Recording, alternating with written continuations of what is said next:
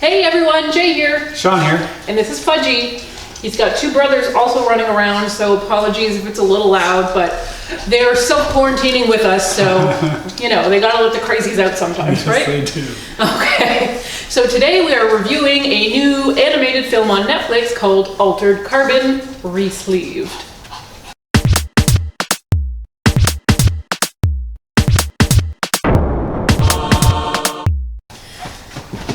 So this is not a movie for children. No, it's not. It is animated, it is anime, but it is not for kids. It's super gory. Yes. You may already know of or be watching a series on Netflix called Altered Carbon. It has got Anthony Mackie playing the same character who is in this movie. Oh, okay. Yeah, so Takeshi, the lead guy, that's the character. So obviously it's a live action series, it is an animated film, and the film serves to bridge season 1 and season 2 of the series. Okay. But it can be watched as a standalone movie. It is its own little story. So it can either enhance your experience of season 2 or just be a fun thing you give a try. It's only 90 minutes, so it's a good little toe in the water to see if you might be interested in this kind of thing. Because we have not seen the series. No, we haven't. Matt was just telling us, you know, our good friend Matt, who often has joined us on this couch, he is not here today. He's at his own house, quarantined there. We miss you, Matt. Hi. He was just telling us that he had started this series. He was only, I think, a few episodes into the first season and was saying like, oh my gosh, there's so much to keep track of. It's a little hard to just jump into the series because there's a lot going on. This movie I thought was pretty friendly in terms of just jumping into it. You don't need to know the backstory. They are given enough. Intro. Yes. Yeah. So basically, I guess we're living in the future. Let's hope. It's on a different planet. That's right. Where basically humans are just our subconsciousness. And these are digitized and put on a thing they call stacks. So it's like the cloud. Yeah. So your personality, your brain, your memories, everything is uploaded. And so you can constantly move yourself, your consciousness, to different bodies, which they call sleeves. Because the flesh and bones are so disposable to them. You know, they're not treated anywhere near as holy as we treat our bodies. I mean, who are we kidding? But we should. So Takeshi is this guy who in the movie wakes up in this really big, ripped, tough soldier body. And someone has hired him to sort of investigate and serve as almost a bodyguard of this young girl, Holly. So it turns out that Holly is the tattooist for a Yakuza, yeah. The mob. I mean, yeah, yes. And we find out, in fact, she like tattoos the head mob boss guy, like full body tattoo. So this is like an extensive work, and she's actually a very integral member without being an actual member or having any of those positive benefits from it. In fact, when we meet her, she is running from her life. So both Takeshi and a CTAC agent, Gena, have been individually sent to protect her. So they are working sort of together to protect her, but also they have each their own boss and their own intentions and motivations. So their interests are sort of aligned in keeping this girl alive, but for how long, we don't know. Yeah. Now this is, right away, Sean was like, wow, this animation is really trippy. I mean, it almost looks like Blade Runner. Yeah, it's very Blade Runner. It has that kind of like a gritty city, but like crazy neon and projections and advertising. It has that kind of feeling to it. And the background is dull in comparison to the characters that almost feel like they glow. So it's a really cool look about the film, and it's immediately unique. It is. It's visually really grabs you, and all throughout, the animation is really, really good. It is. And so it's also pretty, not gory, but I mean, it's violent and it's bloody. Yep.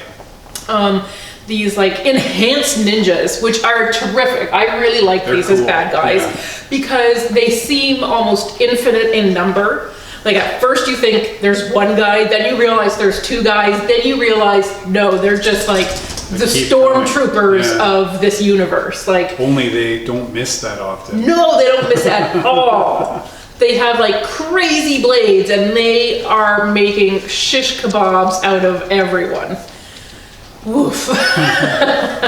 So almost like every 5 to 10 minutes there is a new fight scene, a huge action sequence, and the action is really terrific. There's great choreography, if you can even still call it choreography when it's animated. But I mean, somebody is deciding exactly how these fights will go and where the camera will be, and it's really exciting. Like they do a really good job of bringing you in. Yeah, they do. Absolutely. So I think the one area in which this film kind of fails is in, I mean, the story is pretty simple, you know, they have to protect this girl, and then we learn little bits at a time just how important she is and how it all fits in together, which is fine. But the characters we don't know much about. No. And obviously they may have thousands of years worth of experience, and we don't even know, 5 minutes before we met them, what they were up to. We don't, and I mean, that's both a feature and a bug, just because they don't know each other, right? Like the whole thing is these are people who have been in other bodies who have just showed up on this scene for this particular mission. Yes, and they may know each other, but since they're in different bodies, how will you ever know? Yep. Like that's a real hazard of living in this time. Yes, it is, absolutely. But anyways, I didn't really think I was going to be into it, and yet I found myself absorbed and ignoring my other work while we were watching it. So I enjoyed it more than I thought I would, and it did make me kind of want to check out the series. I agree. The concept is really cool. Like the story, and in particular some of the narrative devices, such as this AI that the hotel owner is a simulated desk clerk slash concierge, but he's literally too human, because for example he has to put himself on pause to go look things up. I'm gonna go check what's going on the 14th floor, and a real computer in the future where we can just move people's minds around, you'd think it could do it should be a little more seamless. Yeah. So really the AI depends on a lot of human interaction. It's really useless unless humans are feeding it somehow. It's not usually the direction you see as piece of sci-fi take, is that the humans still humans are better. Yes, but that's how it is in this universe somehow. So I mean, that's not a make or break of a movie. To me, that's just an example of other stuff where there was enough of that it took me out of the film to say that really, there's another part where the brand new guy of the planet, he literally comes to the planet, he's beamed there and appears in this body in a nightclub. And then immediately he's in a chase involving the tattoo artist. Then they get to the alley outside of the nightclub. He has 2 guns, but he was naked. They had to give him some clothes, and now all of a sudden he's fully loaded, ready to go. So how did that happen? How did that happen? Where was he? Where were those guns? Right here. He is crazy buffed. His head looks tiny because his shoulders are so broad. The proportions are a little bit off. But he is a super soldier. He is. My goodness. Yeah. Even he thinks so. Yes. Yes, that's right. Yeah. Anyways, obviously there's a lot of potential story here to be told. And these characters are all but immortal. So Yeah, we can join Altered Carbon, the series. I think the movie itself sort of leaves room for it to have a sequel or perhaps its own animated series. There's a lot of potential here, so it could be a good way to pass some solid time during your quarantine. Yeah, I think that at the very least, it's a watchable film. There's, it's not a perfect movie, but I do not feel like we wasted our time. No. And it's also not that long, as you said. That's right, it's not a big commitment, so you can just try it on, see how you like it. Yes. Try on a sleeve. Let's see how it fits. Yeah, you don't even have to buy the whole jacket. I'm sorry. I'll stop now. Well, why would you stop? I know, I'm just getting started. Woo, woo, woo, woo.